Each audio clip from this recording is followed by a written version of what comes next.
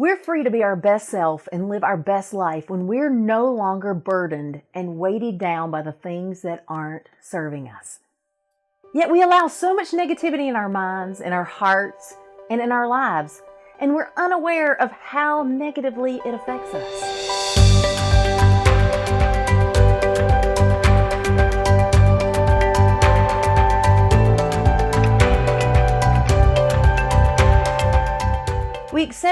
We accept these negative things as just familiar and normal, and we don't realize that we can choose differently.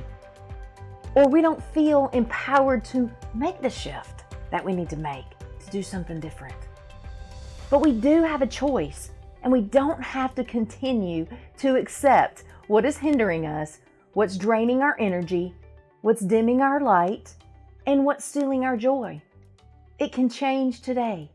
Because we are powerful people who are free to make powerful choices in our lives. And today, I'm going to share 5 common themes that I see people buying into and settling for that are keeping them stuck and living a harder, smaller, more miserable existence. Here are the 5 things that I challenge you to quit. Quit doing them. Quit choosing them. Quit allowing them. Quit tolerating them. Quit them. Now and for good. And the first one is this: rehearsing the same old scripts. You know the ones I'm talking about.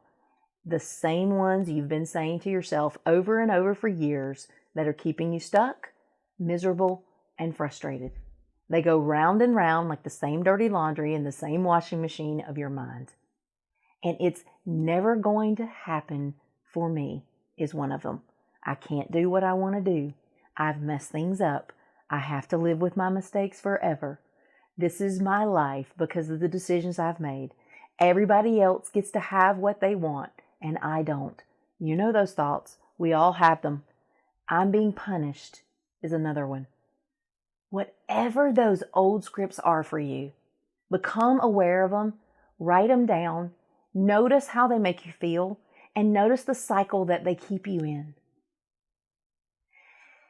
To get unstuck, to get out of your misery, to create the change that we desire in our lives, to get that breakthrough that we're seeking, we've got to replace those same old scripts. It's so important that we realize we've got to begin to do that, and nobody else can do that for us. We have to choose it for ourselves, and we have to practice it. And it's those same old scripts that we've always used and always told ourselves. We've got to understand that those same scripts are going to get us where we've always been and nowhere new. But our lives change when our beliefs change. So stop today sometime and write down your old negative scripts. And then take the time to replace them with new positive statements that you're going to choose to believe that are life-giving and hope-filled. Choose to believe and say those things, those new scripts, daily, with power and authority, until the reality of your life begins to line up with your new truth. I promise it is powerful transformation, and you will see it happen in your life. I've used it in mine. The second thing, release your picture and release your timeline. Unrealistic expectations are the prerequisite to disappointment and discouragement. And holding on to that idealistic picture of how our life should be and has to be before we can be happy and content is a sure path to discouragement and despair. And no matter how much we want something to be perfect, it just never is. And if we're waiting on life to look like our picture, and if it has to be on our timeline, we're going to be perpetually frustrated.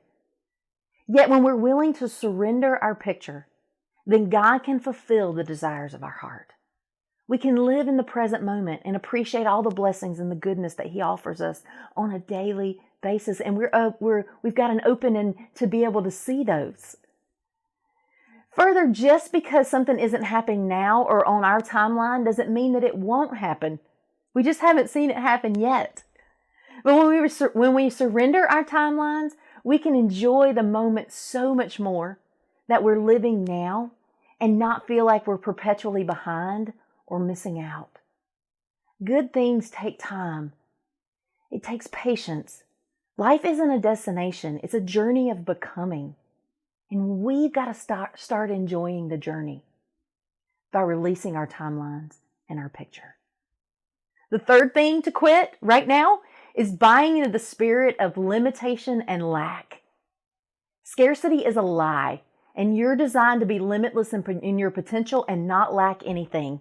There are abundant resources and support all around you in every moment of every day. And however the enemy wants you to believe the opposite, but then there is nothing more than that he wants than to keep his people, to keep God's people chained to that lie of limitation and lack.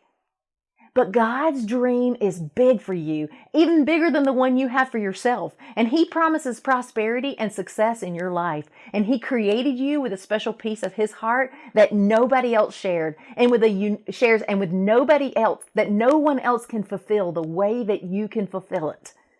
And you have everything you need within you and around you to help and to support you in being your best you and fulfilling that purpose that is yours.